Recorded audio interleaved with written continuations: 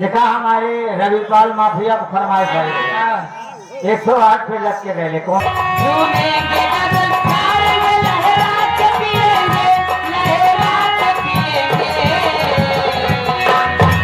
तुम हमको पिलाओगे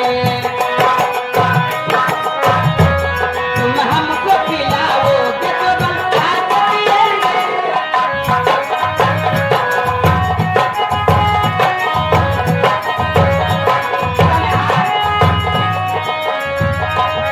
तन्हाई में पीले से तसल्ली नहीं जाती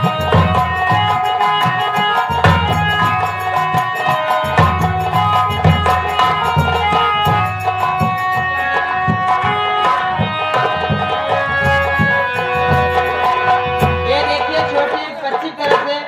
21 रुपये का पुरस्कार जब तक गंगा जमुना में पानी रहे तब तक बच्ची की जिंदगानी रहे और साथ ही साथ आगे हमारे विद्यामान श्री सियाराम पटेल जी